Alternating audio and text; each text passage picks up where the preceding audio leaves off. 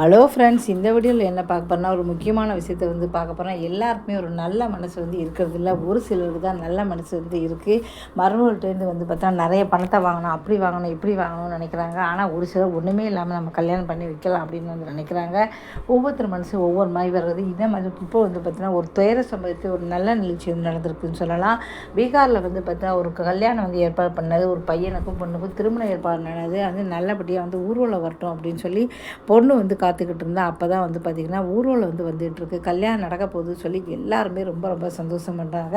ஊர்வலம் நடந்து அதுக்கப்புறம் திடீர்னு ஒரு கார் மோதிச்சு. மோதினதால் பார்த்திங்கன்னா அந்த பையன் இறங்கி வரும்போது கல்யாண பையன் மேலே கார் மோதினதால் அந்த இடத்துல அந்த பையன் இறந்து போயிட்டான். இதை கேட்டு எல்லாருமே கதறி எழுதாங்க. மணப்பொண்ணு அவங்க வீட்டில் தன்னுடைய பொண்ணு கல்யாணம் நின்று போச்சு அப்படின்னு சொல்லி எல்லாருமே கதறி துடிச்சாங்க. இப்படி ஒரு பொண்ணோட வாழ்க்கை, ஏன்னா ஒரு கல்யாணம் நடக்கிறது அப்படிங்கிறது சும்மா இல்லை. எல்லாருக்குமே பிறந்தையிலேருந்து ஒரு பொண்ணு பிறந்தாச்சு அப்படின்னோடனே அந்த பெண்ணை பற்றவங்களுக்கு தான் தெரியும். ஒவ்வொரு பைசாவும் பார்த்து செலவு செய்யாமல் அதை சேமித்து வைப்பாங்க. என் பொண்ணுக்கு நான் கல்யாணம் பண்ணி வைக்கணும், என் பொண்ணுக்கு நான் கல்யாணத்துக்கு நகை வாங்கணும், கல்யாணத்துக்கு ட்ரெஸ்ஸு வாங்கணும், கல்யாணத்துக்கு செலவு வைக்கணும்னு சொல்லிட்டு ஒரு பெண்ணு பிறந்த உடனே சேர்த்து வச்சாதான் அந்த ஒரே ஒரு நாள் கூத்து. ஒரு நாள் 24 கல்யாணத்துக்கு பிறந்தையிலேருந்து சேர்த்து வச்சு கல்யாணத்துக்கு சேர்த்து வைப்பாங்க. இப்போ எவ்வளோ கஷ்டப்பட்டுருப்பாங்க. அந்த பணம் எல்லாமே இப்போ வேஸ்ட்டு தானே. மறுபடியும் அந்த பொண்ணுக்கு கல்யாணம் ஆகணும் அப்படின்னா மறுபடியும் பணம் நிறைய பேர்ட்ட இருக்கும், இருக்காது. இப்போ தான் பார்த்தீங்கன்னா அப்போ தான் பார்த்தீங்கன்னா பொண்ணோட அம்மாவுக்கு யோசனை தெரிஞ்சு உடனே அவங்களுக்கு ஏற்கனவே 2 பையன், இன்னொரு பையன் இருந்தால் நம்ம கொஞ்சம் கூட கலவை பண்ணால் ஒரு பொண்ணோட வாழ்க்கை பார்த்தீங்கன்னா வம்பா போயிடக்கூடாது. நம்ம இப்போ பெரிய பையன் இறந்துட்டான், ஆனால் அதுக்காக அந்த சின்ன பையனுக்கு நம்ம இருக்க வேண்டாம், சின்ன பையனுக்கு கல்யாணம் பண்ணி வச்சிடலாம் அப்படின்னு சொல்கிறாங்க.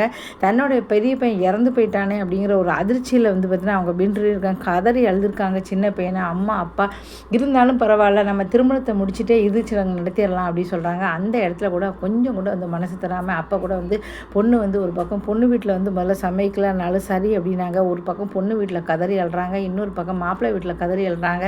அந்த பையன் பார்த்தா சரி அப்படின்னு சொல்லி அம்மா அப்பா சொன்னதை கேட்டிருந்தா இருந்தாலும் கதறி துடிச்சு அழுன்னு அழுறாங்க. அழுதுகிட்டே தான் அந்த 2 பேரும் மாலை மாற்றி அந்த இடத்துல திருமணம் பண்ணிட்டாங்க. அண்ணியாக வர வேண்டியவன் இவனுடைய மனைவியாக வந்துட்டு அதனால தான் சொல்கிறாங்க, மேலே உள்ளவன் தான் போடுற கணக்கு தான் நமக்கு வரும் அப்படின்னு சொல்கிறாங்க. பார்த்தீங்களா, அதுதான் தம்பிக்குன்னு இருந்த பொண்ணை அண்ணன் கல்யாணம் பண்ணிக்க முடியாது. எப்படி இருந்துச்சு பாருங்கள். அண்ணனுக்கு இருந்ததை கடைசி நேரத்தில் ஆக்சிடென்ட் ஆகி தம்பிக்குன்னு வந்துச்சு. பார்த்தீங்களா, யாருக்கு என்னென்ன வைக்கணுமோ மேலே உள்ளவன் தான் எழுதி வைப்பான்னு சொல்லுவாங்களே, அதுக்கு அர்த்தம் என்ன தெரியுமா? தெரியாதவங்களாம் தெரிஞ்சுக்கோங்க. இதுதான் யாராவது நினச்சி பார்ப்பாங்களா அந்த பையன் இறக்க போகிறாங்க, இந்த தம்பி தான் கல்யாணம் பண்ண போகிறாங்க, கதறி துடிச்சு கல்யாணம் பண்ணிட்டாங்க. இருந்தாலும் இந்த செயலர் எல்லாருமே ரொம்ப ரொம்ப பாராட்டுறாங்க. ஏன்னா தன்னோட பையன் இறந்து போயிட்டான் அப்படின்னாலே எல்லாருமே கதறி துடிச்சு அழுவாங்க. ஆனால் அந்த அம்மா கொஞ்சம் கூட யோசிக்காமல் உடனே பார்த்தீங்கன்னா அந்த ஒரு பொண்ணோட வாழ்க்கை வீணாக போயிடக்கூடாது, நம்ம பையன் இறந்து போயிட்டான், ஒரு பொண்ணோட வாழ்க்கை வீணாகிடக்கூடாதுன்னு சொல்லிட்டு உடனே அடுத்த பையனை அந்த இடத்துல கூட திருமணம் பண்ணி வச்சுட்டாங்களே. பார்த்தீங்களா, அது எவ்வளோ பெரிய நல்ல மனசு. இந்த மாதிரி நல்ல மனசு கோடியில் ஒருத்தவங்களுக்கு தான் வரும். அப்போ அந்த பொண்ணோட வாழ்க்கை முதல்ல இந்த பொண்ணை யாரும் கல்யாணமே இன்னுமே இந்த பொண்ணோட வாழ்க்கை இருண்டு போயிட்டுன்னு சொல்லலாம். ஏன்னா வரப்போகிறவங்க எல்லாருமே கேட்பாங்க, இந்த மாதிரி கல்யாணம் வரும்போது மாப்பிள்ளை இறந்துட்டார் அப்படின்னா நிறைய பேர் அந்த பொண்ணு ராசி இல்லாத பொண்ணு அப்படின்னு உத்தரவு கொடுத்துருவாங்க. நிறைய பேர் திருமணமே பண்ணிக்க மாட்டாங்க.